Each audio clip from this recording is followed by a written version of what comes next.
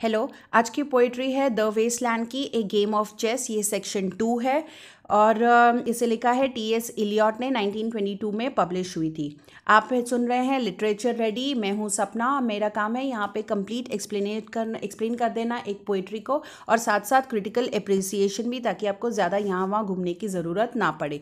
Now before we start, आपको अब तक तो ये पता चल गया होगा कि इस पोइट्री का हर एक स्टैंजा लगभग किसी ना किसी लिटरेचर सोर्स से एल्यूजन लिया हुआ है या समझिए रेफरेंस लिया गया है। तो यहाँ पे ये जिस तरीके से शुरू हो रहा है वो शेक्सपियर का एक प्ले है एंटनी एंड क्लियोपैट्रा। उसमें एक्ट 2 का एक डिस्क्रिप्शन है, बिल्कुल उसी तरीके से कॉपी किया गया है। प्ले में क्या होता है कि क्लियोपैट्रा जो कि क्वीन ऑफ इजिप्ट है, वो मार्क एंटनी से मिलने के लिए आती हैं पहली बार। मार्क एंटनी रोमन कमांडर हैं, तो क्लियोपैट्रा एक सेरेमोनियल बोट में आती हैं। बोट कुछ ज़्यादा ही ओवरली सजाई धजाई है। इनोवेरस एक माइनर कैरेक्टर होते हैं, वो चिल्ला चिल्ला कर पूरे बोट का डिस्क्रिप्शन देते हैं जिस तरीके से क्लियोपैट्रा आ रही हैं। अब इलियट ने यहाँ पे हमारे इस पोइट्री में जो लेडी बैठी हैं और पीछे से जो रूम का सीन बिल्कुल उसी तरीके से डिस्क्राइब किया हुआ है ना। यहाँ पे इम्पॉर्टेंट बात ध्यान में रखने की ये है कि ये वेस्टलैंड है। तो वेस्टलैंड में इलियट ऐसा बता रहा है सब कुछ वेस्ट है। यहाँ पे मॉडर्न वर्ल्ड में इंसान की वैल्यू कम है, लेकिन वो किस तरीके से कपड़े पहनता है, कौन से ब्रांड के पहनता है, उसका घर कैसा है, कैसा सजा है, घड़ी कैसी, गाड़ी कैसी, इन चीज़ों पे ज़्यादा वैल्यू, यानी कि बेसिक वैल्यूज़ छोड़ के मटीरियलिस्टिक वैल्यूज़ को ज़रूरत से ज़्यादा वैल्यू दी गई है। तो अभी से स्टार्ट करते हैं। The chair she sat in like a burnished throne. Burnished वो चीज़ जिसे चमका चमका के चमकाया होता है, मीन घिस घिस के चमकाया होता है, उसको बोलते हैं बर्निश्ड थ्रोन। थ्रोन वो राजगद्दी जिसके ऊपर वो बैठी थी। It glowed on the marble. Marble वो फर्श तो पूरी मार्बल की होती है महलों की, तो वैसी वाली। Now where the glass held up by standards wrought with fruited vines. Now glass है, टेबल पर जो ग्लासेस रखे होते हैं, they have held up by standard wrought. Wrought क्या होता है? आर्टिस्टिक शेप में डिज़ाइन की हुई चीज़ों को राउट बोलते हैं। तो ये ग्लासेस आर्टिस्टिक वे में शेप किए हुए हैं और इनके अंदर फ्रूट वाइन यानी कि जैसे ग्रेप वाइन वगैरह वगैरह चीज़ें भरी हुई हैं और सब जो स्टैंडर्ड ही है, मतलब उतना ही वाइन हर एक ग्लास में है, जो भी आर्टिस्टिक शेप है उसमें है। From which a golden Cupid on peeped out. अब क्यूपिड क्या है? आपने ये क्रिश्चियन वाले जो होते हैं उनमें देखा ही होगा, वो छोटे से चबी से बेबी होते हैं जिनको पंख होते हैं, उनको क्यूपिड बोलते हैं। तो एक क्यूपिड उनमें से उस जो आर्टिस्टिक बनाई गई हैं, एक क्यूपिड उसमें पीछे से देख रहा है और दूसरे वाले अपने पंख से आंखें छुपाई हुई हैं। Double the flames of 7 branched candle bra. Now आपने ये भी देखा होगा कि ज़्यादातर चर्च वगैरह में वो कैंडल रखने का एक स्टैंड होता है, उसको बोलते हैं कैंडल ब्रा।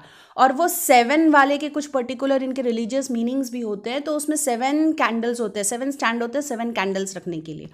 तो ये वो है। Now reflecting light upon the table. अब ध्यान दीजिए, doubled the flames of 7 branched candelabra, मतलब 7 कैंडल्स की जो फ्लेम है वो भी डबल की हुई है और उसकी जो लाइट है वो नीचे टेबल पे आ रही है और वहाँ से रिफ्लेक्ट होके ऊपर जा रही है ये लाइट, और ऊपर जाके उन्होंने जो ज्वेलरी पहनी है उसके ग्लिटर से मैच हो रही है। मतलब कितना ज़्यादा लैविश सीन दिखाने की कोशिश कर रहे हैं इधर।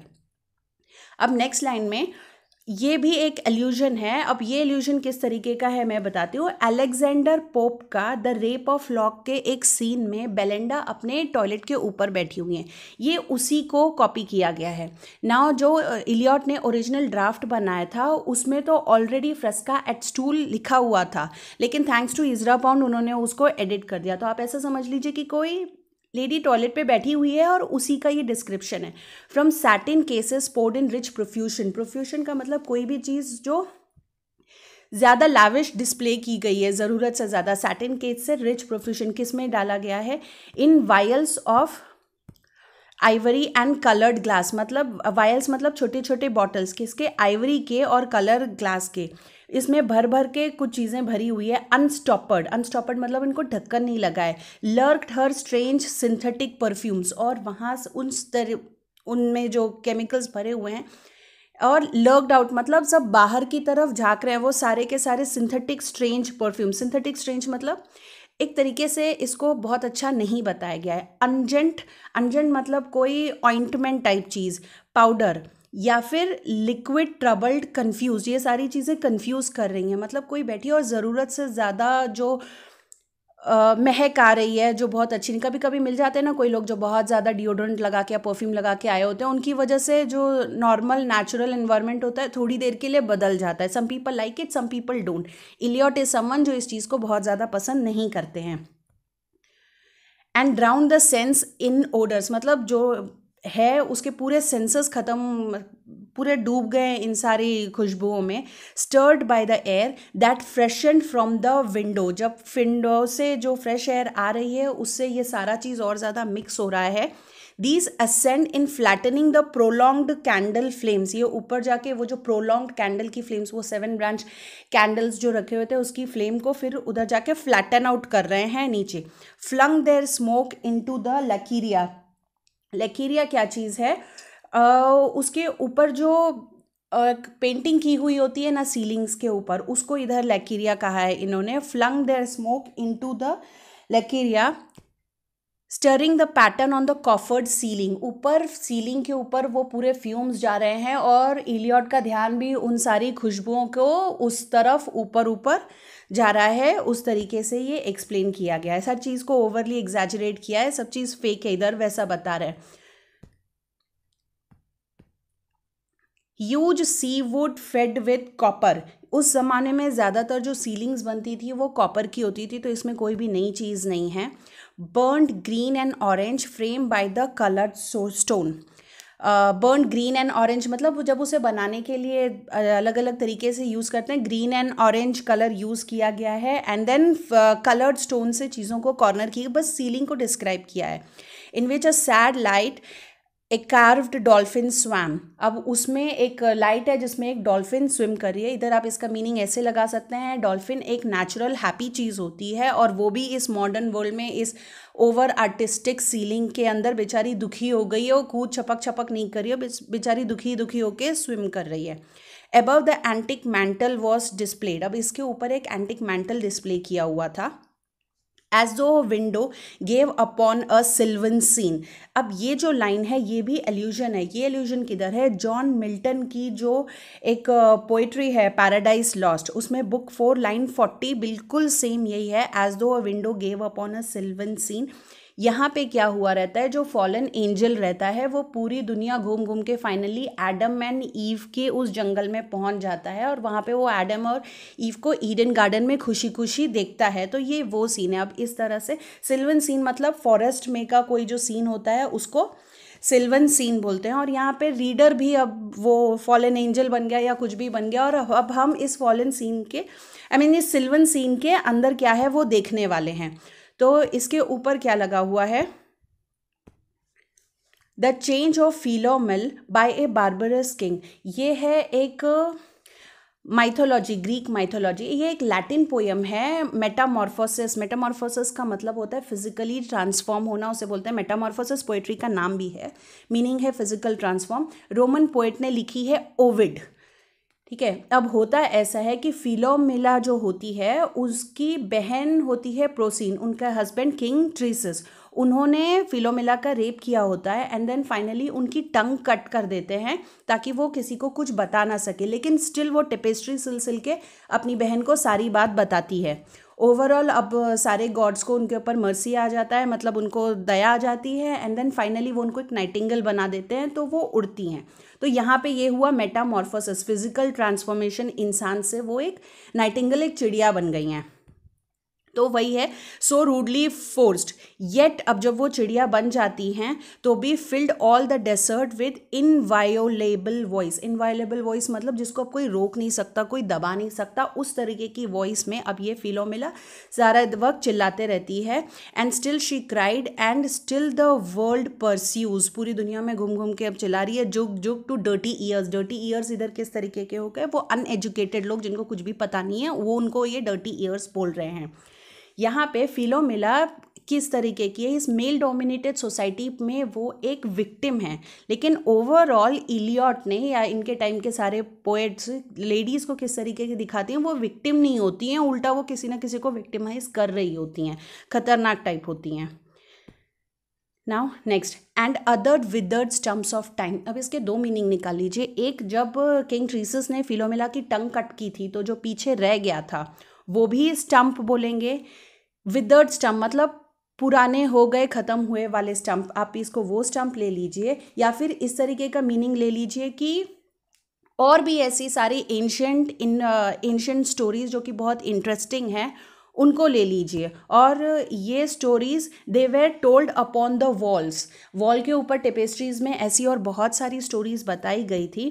Steering forms leaned out, leaning, hushing the room enclosed. Staring forms leaned out मतलब ये जो कहानियाँ और बाकी सारी भी हैं, लीनिंग आउट मतलब बाहर आ रही हैं, leaning, hushing the room, hush hush की उस बंद कमरे में ये सारी अपनी कहानी बोलना चाहते हैं। नाउ आप इसको पर्सोनिफिकेशन भी ले लीजिए कि stories leaning out, the stories want themselves to be heard, stories चाहती हैं कि कोई उनको सुने। अभी footsteps shuffled on the stair मतलब किसी के पैर की आवाज़ आई। अब ये जो लेडी बैठी हुई हैं इस रूम में, उनके बॉयफ्रेंड आ रहे हैं, आगे कॉन्वर्सेशन में ये भी पार्टिसिपेट करने वाले हैं। एनीवेज अभी फिर से लेडी के ऊपर आ जाते हैं। Under the firelight, under the brush her hair, firelight मतलब वो पुराने महलों में कैसे कोने में आग लगती थी ना, ट्यूबलाइट तो नहीं होता था ना उस टाइम पे, तो वो उस फायर लाइट में अंडर द ब्रश वो अपने बालों को कंघी कर रही हैं। स्प्रेड आउट इन फेयरी पॉइंट्स, उनके जो बाल हैं नीचे बिल्कुल वो फेयरी गुस्से वाले पॉइंट में सारे के सारे वो कार्टून्स में दिखाते हैं ना, कुछ ऐसा शौक लगा सारे के सारे बाल खड़े हो जाते हैं, तो उस तरीके से spread out in fiery points. Please इसे कार्टून नहीं समझिए, सीरियस चीज़ समझिए इसे।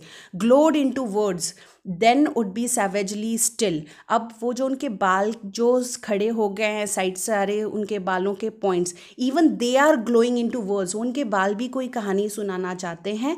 Then would be savagely still, savagely मतलब खतरनाक तरीके से स्टिल हैं उनके बाल, ऐसे बता रहे हैं। अब ये जो मैडम है एक न्यूरोटिक थोड़ी पगली टाइप की वुमेन अब बात कर रही हैं, और वो क्या कह रही हैं, उनके बॉयफ्रेंड जो भी आए ना, हश फुटस्टेप्स अंदर आए, वो बोल रहे हैं my nerves are bad tonight, yes bad, stay with me. आप इसको किस तरीके से समझ सकते हैं ना, एट टाइम्स जैसे कि कोई फ्रेंड आपकी, कोई लड़का लड़की कोई भी हो सकता है, थोड़ा सा कभी कभी उसका दिमाग ठीक नहीं रहे तो किस टाइप की बात करेगा, आज मेरा दिमाग ठीक नहीं है प्लीज़ थोड़ी देर मेरे साथ रहे, या प्लीज़ मुझे छोड़ के जा थोड़ी देर के लिए, नॉर्मल लोग ऐसा बोलेंगे अकेला छोड़ दो। बट ये हमारी पगली टाइप लेडी न्यूरोटिक वुमेन ये क्या बोल रही हैं कि मेरे नर्व्स आज बुरे हैं, प्लीज़ मेरे साथ रुको। और बोल रही है speak to me, why do you never speak, तुम कुछ बोलते क्यों नहीं हो कभी भी। What are you thinking of, what thinking what, वो पूछ रही हैं उनसे बार बार कि क्या बोलना चाहते हो। I never know what you are thinking, think, normally ladies को मेन से या उनके रिस्पेक्टिव बॉयफ्रेंड से यही प्रॉब्लम होती है कि हमें समझ में नहीं आता कि वो लोग क्या सोच रहे हैं, क्यों सोच रहे हैं, या कभी कुछ सोचते भी हैं कि नहीं, जस्ट बिकॉज उनका दिमाग हमारा दिमाग अलग अलग होता है। तो यहाँ पे ये यही बोल रहे हैं मुझे नहीं पता तुम क्या सोच रहे हो, प्लीज़ कुछ सोचो। अब ये इनके बॉयफ्रेंड बोल रहे हैं कि I think we are in rats' alley where the dead men lost their bones. ना ये रैट्स एले क्या चीज़ है, वर्ल्ड वार 1 में जो जिन सोल्जर्स जिन जगहों पे रहते थे ट्रेंचेस, उनको ये लोग रैट्स एली बोलते थे। और रैट यहाँ ये भी सिंबलाइज करता है मॉडर्न वर्ल्ड किस तरीके से डीके हो रहा है वो। अब ये लेडी कुछ और ख़तरनाक टाइप बात करने वाली हैं। नाउ व्हाट्स दिस नॉइस, वो आवाज़ क्या है। The wind under the door, what is that noise, what is the wind doing. Nothing, nothing again, थोड़ा सा पीछे चलते हैं। The wind under the door, ये विंड अंडर द डोर ये एक पर्टिकुलर फ्रेज है, एल्यूशन जॉन वेबस्टर का द डेविल्स केस में, उधर लाइन इस तरह से दी हुई है, is the wind in that door still. अब ये उसको यहाँ पे ये एल्यूजन हुआ है। Now what is that noise, now what is the wind doing, अभी पूछ रहे हैं कि वो विंड कर क्या रही है। नथिंग, नथिंग अगेन, ये इनके बॉयफ्रेंड उनको आंसर देते हैं नहीं नहीं कुछ भी नहीं, नथिंग अगेन। इस नथिंग का मतलब ये है नथिंगनेस ऑफ मॉडर्न लाइफ, इनकी लाइफ में सच में कुछ भी नहीं बचा है। इसका एल्यूजन किस तरह से लेते हैं, जैसे लेयर वार्निंग देता है कॉर्डेलिया को, nothing will come out of nothing, या फिर ओफिलिया जब हैमलेट उसको बहुत सारे क्वेश्चंस पूछता है तब ओफिलिया भी उसको ये क्वेश्चन आंसर देती है ना, I think nothing my lord, तो उसी तरीके से। अब यहाँ पे ख्याल करने वाली जो नेक्स्ट लाइन है वो ये है डू। डू देखिए इस कॉर्नर में है, इस कॉर्नर का मतलब जो स्पीकर इस वक्त है उसका मेंटल स्टेट का आप अंदाज लगा लीजिए, टोटल कोलैप्स हो चुका है, फुल पागल न्यूरोटिक पर्सन बन चुकी हैं वो। डू इसीलिए कॉर्नर में। ये लेडी फिर से बोल रही है you know nothing, you see nothing, do you remember nothing, I remember. अब ये जब लेडी इस तरह से बोलती हैं यू नो नथिंग, तुमको कुछ, do you see nothing, do you remember nothing, तुमको कुछ याद भी नहीं है क्या, तब वो बंदे बोलते हैं कि I remember, those are pearls that were his eyes. अब ये टेम्पेस्ट की वो लाइन जो हमें बरियल ऑफ डेड में भी मिलती है, मैडम सोसोस्ट्रेस, याद होगा आपको, वो कार्ड निकाल के बोलती हैं those are the pearls that were this eyes, वो थोड़ा डराने वाला। तो ये बंदा फिर से वही लाइन को बोल रहा है, those are the pearls that were his eyes. अब ये लेडी उनको फिर से रिटर्न में क्वेश्चन पूछती है, आर यू अलाइव और not, is there nothing in your head. अब इसको टॉन्ट देने के लिए वो बंदे एक पर्टिकुलर तरीके से इसका आंसर देते हैं, और वो है but O O O that Shakespearian rag. जो उन्होंने अभी क्वेश्चन पूछा ना, आर यू अलाइव और नॉट, उसको थोड़ा टॉन्टिंग तरीके से आंसर देने के लिए ओ ओ ओ ये वर्ड यूज़ किया है उन्होंने, that Shakespearian rag. Shakespearean rag जब इलियट करीब 24 ईयर्स के थे उस वक्त एक ये पॉपुलर अमेरिकन सॉन्ग था, लिखा था एरविन बर्लिन ने, और उस लाइन में सॉन्ग में लाइन था वो था द शेक्सपियरियन रैग, लेकिन यहाँ पे इलियट ने उसे दैट शेक्सपियरियन रैग यूज़ किया है। दैट का मतलब अभी जस्ट आपने वो रीड किया ना, those pearls that were his eyes, those are the pearls that were his eyes, तो उसको इसीलिए उसको दैट शेक्सपियरियन रैग बोला गया है। इट्स सो एलिगेंट, ये उस गाने की लाइन ही है, सो इंटेलिजेंट। अब वो लेडी पूछती हैं what shall I do now, what shall I do, I shall rush out as I am and walk the street, मतलब बस बाहर निकल जाऊं और ऐसे ही सड़कों पे चलने जाऊं, ये मेरे बाल तो अभी खुले ही हैं, अभी कल क्या करेंगे, what shall we ever do, मतलब ज़िंदगी भर करने क्या वाले हैं हम लोग, ये उस तरीके से क्वेश्चन पूछ रहे हैं। अब उनके बॉयफ्रेंड इसका आंसर क्या देते हैं, रूटीन टाइप आंसर, जैसे ज़िंदगी जिस तरह रूटीन टाइप चलती है वैसा वाला, हॉट वाटर एट 10, 10 बजे वो गर्म पानी, and if it rains a closed car at 4, बारिश हुई तो वो अपनी कार बंद करेंगे, and we shall play a game of chess, pressing lidless eyes and waiting for a knock upon the door, घर में ही बैठे बैठे चेस खेल लेंगे, and pressing lidless eyes and waiting for a knock upon the door. Just explain करती हूँ, we shall play a game of chess, ये गेम ऑफ चेस क्या है, थॉमस मिडल्टन का प्ले है ए गेम एट चेस, ये उधर से लिया हुआ है, या फिर वुमेन बीवेयर वुमेन, इसमें भी एक चेस का गेम खेला जाता है। इसमें चेस गेम है जहाँ चेस के मूवमेंट्स रिप्रेजेंट करते हैं एक आदमी के मूव्स को, एक किसी वुमेन को कैसे कॉर्नर कर देते हैं या एक वुमेन को सेड्यूस कर देते हैं, उस तरीके से। And pressing lidless eyes and waiting for a knock upon the door, ये लोग लिडलेस आइज मतलब वो पलके नहीं, आंखें बंद नहीं होती हैं उनकी, उसको देखे कंटिन्यूसली दरवाजे की तरफ देखे जा रहे हैं कि waiting for someone to come at the door, इनकी ज़िंदगी में फिर से कोई मीनिंग लेके आए, सब कुछ रूटीन ही चल रहा है, कोई मीनिंग ही नहीं है इनकी लाइफ में, तो कोई आए वो मीनिंग लेके, ये उसके इंतज़ार में है। अब यहाँ पे हम एक ऐसे सेक्शन, सेकेंड सेक्शन में आ रहा है गेम ऑफ चेस के, ये सबसे ज़्यादा डिबेटेड क्रिटिक किया हुआ टॉपिक है ओवरऑल पोएट्री का और इस पोएम के सेक्शन का भी। ना ये क्या चीज़ जब है, सीन आपको समझा देती हूँ। लंदन, ईस्ट लंदन का एक पब है जहाँ वर्किंग वुमेन मिलती हैं, वर्किंग क्लास की वुमेन मिलती हैं और वो बातें करती हैं, सिर्फ औरतें ही हैं और वो बात कर रही हैं। और एक बैकग्राउंड इन्फॉर्मेशन दे देती हूँ, इलियट ने ये चीज़ खुद एक्सेप्ट की है कि अभी जो स्टोरी बताने जा रहे हैं वो स्टोरी की ओरिजिन उनकी हाउसमेड से हुई है। अब हम सब लोग जानते हैं कि हाउसमेड्स के पास किस टाइप की स्टोरीज होती हैं, थोड़ी खतरनाक टाइप स्टोरीज जिसमें वुमेन अक्सर विक्टिम होती हैं, अजीब टाइप की विक्टिम होती हैं वो, तो ये उसी चीज़ के ऊपर बेस्ड है। इधर और एक बात बोलती हूँ कि इलियट एक अमेरिकन थे लेकिन उन्होंने इंग्लैंड को अपना घर बना लिया था, तो इंग्लिश क्रिटिक्स इस स्टोरी के बारे में ऐसा कहते हैं कि इलियट जो अमेरिकन, उनके अंदर का जो अमेरिकन है वो इस इंग्लिश कल्चर को समझ नहीं पाया। सच बोलूँ तो मैं भी नहीं समझ पाई कि इलियट कहना क्या चाहते हैं, बट एनीवेज मेरा पॉइंट ऑफ व्यू यहाँ नहीं रखते हैं। इसके साथ साथ मैं आपको ये भी बोलूँगी कि जब भी आप कोई पोइट्री पढ़ो, आपका अपना एक पॉइंट ऑफ व्यू होना चाहिए पोइट्री पे ना। मेरा बहुत अच्छा पॉइंट ऑफ व्यू नहीं है, मुझे तो ऐसा लगता है कि ये तरीका नहीं है यार, वर्ल्ड वार करता कौन है, बंदे करते हैं सारी चीज़, वही लड़ते हैं, वही मरते भी हैं और सारा ब्लेम एंड में औरतों पे डाल देते हैं, या बैठ के डिस्कस करते हैं तो सिर्फ औरतों को ही डिस्कस करते हैं, ये पोइट्री भी सिर्फ औरतों के प्रॉब्लम्स पे ही लिख रहे हैं। ऐसा मेरा मानना है कि वर्ल्ड वार पे लिखते कुछ और लिखते, बट एनीवेज मेरा पॉइंट ऑफ व्यू साइड रहने दीजिए।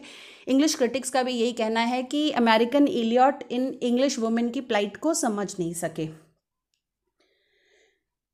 और एट द सेम टाइम आप मुझे कमेंट करके बता दीजिए कि आपको क्या लगता है, क्या आपको भी ऐसा लगता है कि इलियट वुमेन की प्लाइट नहीं समझ सके, या आप वो जैसा सोचते हैं उसके साथ आप भी समझ रहे हैं कि हाँ वो सही सोच रहे हैं। एनीवेज उसे जान देते हैं। यहाँ पे बैक टू पोएम, मैं फटाक से ये स्टोरी आपको बता देती हूँ। स्टोरी है लिल और एल्बर्ट की।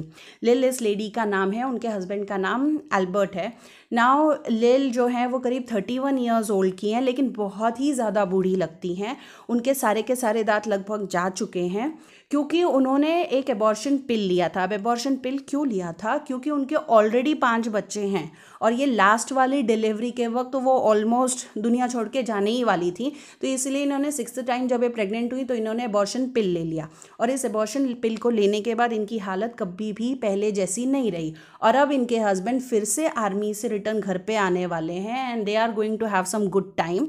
गुड टाइम पे अंडरलाइन करिए। तो इनको डर है कि ये फिर से प्रेग्नेंट हो जाएंगी या ऐसा कुछ। तो ओवरऑल इस तरीके की लिल और एल्बर्ट की स्टोरी है। अब सीन में क्या हो रहा है? सीन में ये हो रहा है कि पब में, ईस्ट लंदन के एक पब में वर्किंग क्लास की औरतें बैठी हैं। एक औरत है और वो दूसरी औरत को कहानी सुना रही है। किसकी? लिल और एल्बर्ट की कहानी सुना रही है। लिल और एल्बर्ट इस वक्त पब में नहीं है।